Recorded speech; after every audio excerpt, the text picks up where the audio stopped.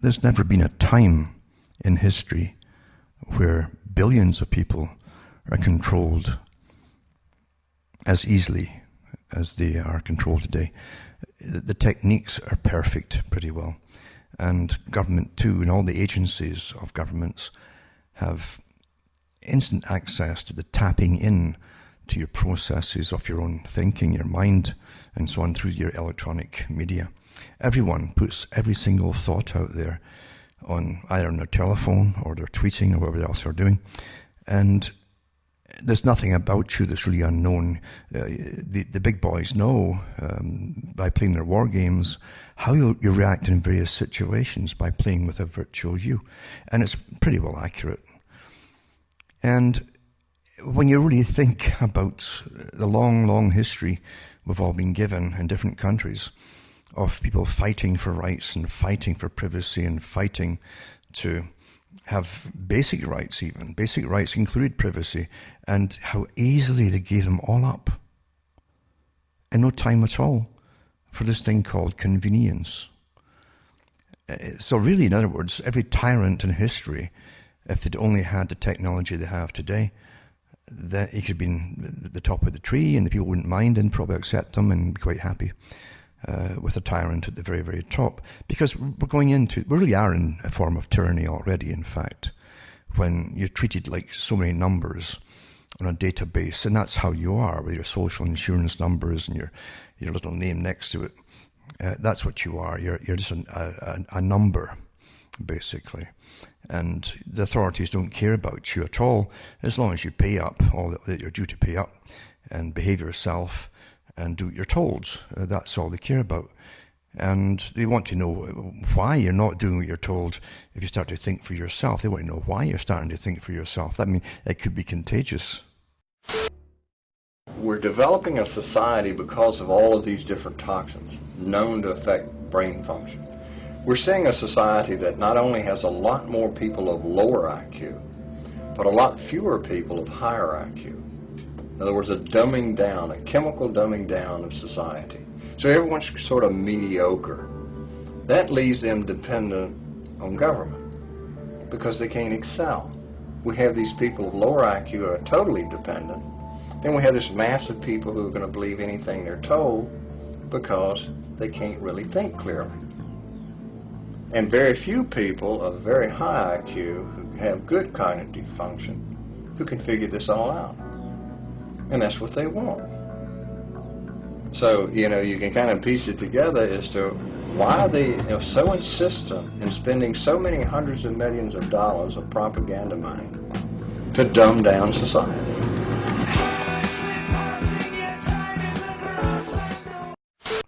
And they got to catch it and stop it, right? Nip it in the bud, basically.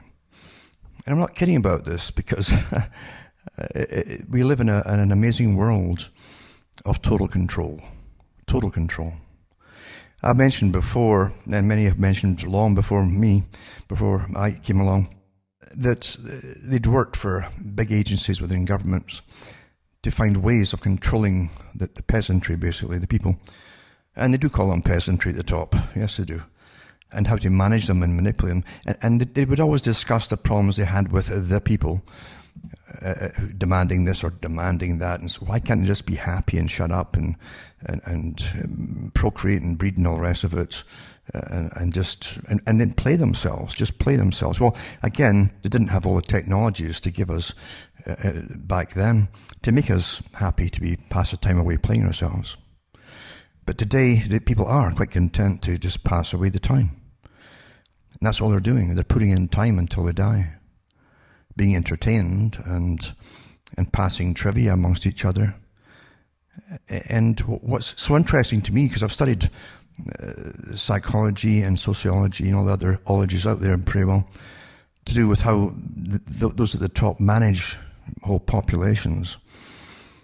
And I've read so many other articles where they talk about the depersonalization process of cities, for instance, and all the fallout the people, normal human beings will find living in overcrowded cities, the depersonalization process, where you feel you're literally one of many, many ants and you don't matter anymore.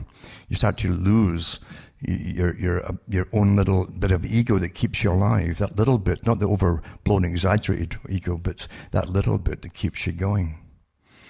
Because you feel unimportant, and that of course leads to all kinds of things, neurosis or depressions and drugs even with many youngsters. We're living in an advanced system of learning from, or an advanced system which found all the pitfalls out by watching and creating the Nazi era, and before that the communist era, by trying different things on the general public. In China too, mind you, and watching how different peoples will adapt, and how to cajole them into accepting a system of overcrowding and less rights, etc. So we're in the super Soviet, you might say. The old Soviet system basically stuck. The cog in the wheel basically got stuck, and it didn't go any further. The idealism of communism was a perfectly trained and perfectly bred society, right down eventually to be selected for breeding, but where the offspring wouldn't need money, and everybody would simply, no one would be competing against anyone else in the system, for the people, that is. Again, just like Charles Galton Darwin, they'd have the wild men at the top running it all, who must retain all their faculties, but the general people wouldn't have to, because the state would be making all their decisions for them. That's what Charles Galton Darwin wanted for Britain, Europe, and the rest of the world. So the super Soviet system, you'd walk into a big factory type warehouse, supermarket, and you'd only take what you needed and nothing else. That'd be the perfect Soviet man or woman.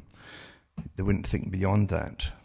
And so this perfect, fantastical utopia, of course, could never materialize in any natural way, because we're all born with survival instincts, and in some people they get more deviant than others, and they become the tyrants who want it all for themselves. Therefore, they'd have to be altered genetically, and with the aid of drugs, and so on. And right now we seem to be in the era where all of these techniques are being used at the same time. We can see that the incredible amounts of money, your tax money of course, that goes into creating new kinds of genetically modified food. And don't think for an instance just to get a better spud or a better carrot.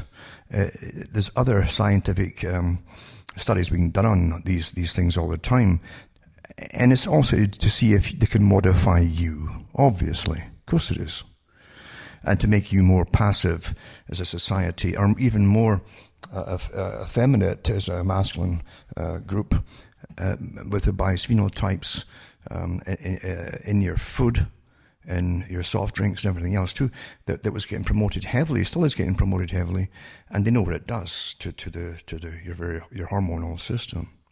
We're constantly being tampered with all the time, and it's not by accident. It truly is not by accident that's being done. We live in a society, as I say, where the elite have always wondered how to gain pretty well perfect control over all of us at all times. What they've settled on at the moment, this transitory phase, is simply the data collection daily from you, that you put up yourself, for them to grab from the Ethernet, etc., and add it to your personality profile, your history, etc., etc. And all these games running automatically on you to see how you would react in certain situations. It's perfect control. I've mentioned before that a really good series I did in Britain called The Last Enemy, because the last enemy is you. Once you're tamed and totally controlled, there's nothing you can do that would upset the apple cart or annoy anyone above you, for that matter. And we certainly do have those above us. We've never lived in an age, as I say, where the super Soviet were boastful about their techniques, in fact. they become very overconfident to an extent on their own abilities to manage all of us. They've had so many meetings at the United Nations about how to alter our opinions on the mandates for the future and get us all ready to accept the mandates for the future by making things approved by social approval or social disapproval. A very great technique, and they can shame you into just going along with the flow. And most folk will go along with the flow rather than be shamed by the mass, even if the mass is pretty ignorant. That's just the way it is. You'll find most people will go along with the masses anyway, because they like to please their bosses. And I really mean that too.